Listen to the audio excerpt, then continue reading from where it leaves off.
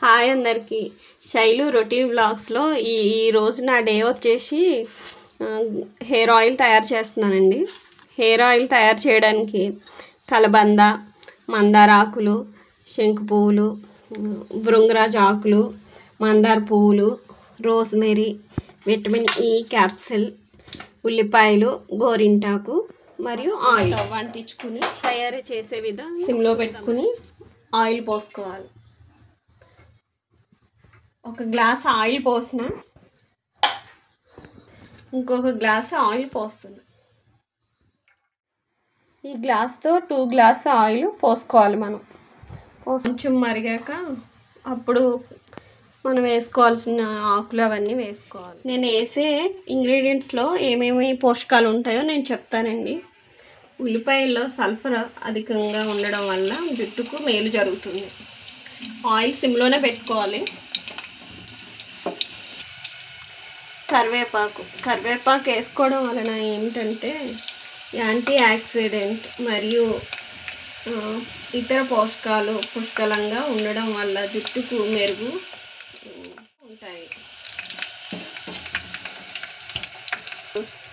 కలబంద వేయడం వల్ల కలబందలో A, C మరియు B12C ఉన్నాయి. ఇవి కణాల టర్నోవర్కు దోహదం చేస్తుంది మరియు ఆరోగ్యకరమైన కణాల పెరుగుదలను ప్రోత్సహిస్తుంది. మందార పూలలో A మరియు C amino acid antioxidant. గోరింటాకులో ఉండే పోషకాలు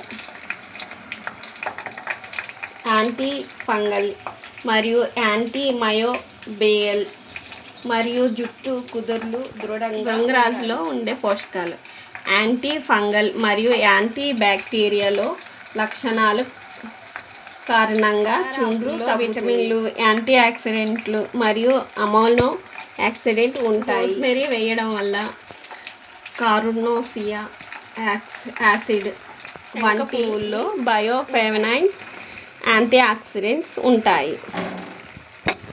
ఇవన్నీ వేసేసి బాగా కలుపుతూ బాగా మరగబెట్టి బాగా వేయించాలి.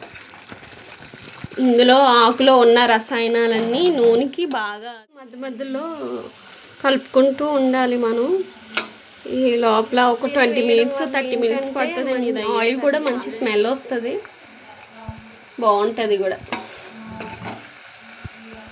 ఇలా మనం అప్పుడప్పుడు కలుపుతూ ఉండాలి. ఇలా డీప్ ఫ్రై అయితే చాలండి. ఇంకా మనం స్టవ్ బంద్ చేసేసి వడగట్టు పెట్టుకోవాలండి. ప్లాస్టిక్ పడితే కరిగిపోతుంది. ఇలా మనం స్టీల్లో ఒక జాలి పెట్టుకొని ఇలా స్టీమ్ని వడగొట్టుకోవాలి.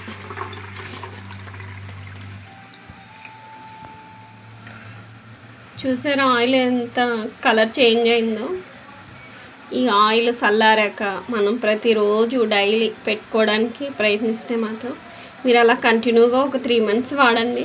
మీ జుట్టు ఊడకుండా మృదువుగా హెయిర్ బాగా గ్రోత్ అవుతుంది. చుండ్రు రాదు, చక్కగా ఉంటుంది మీ హెయిర్ అంతా.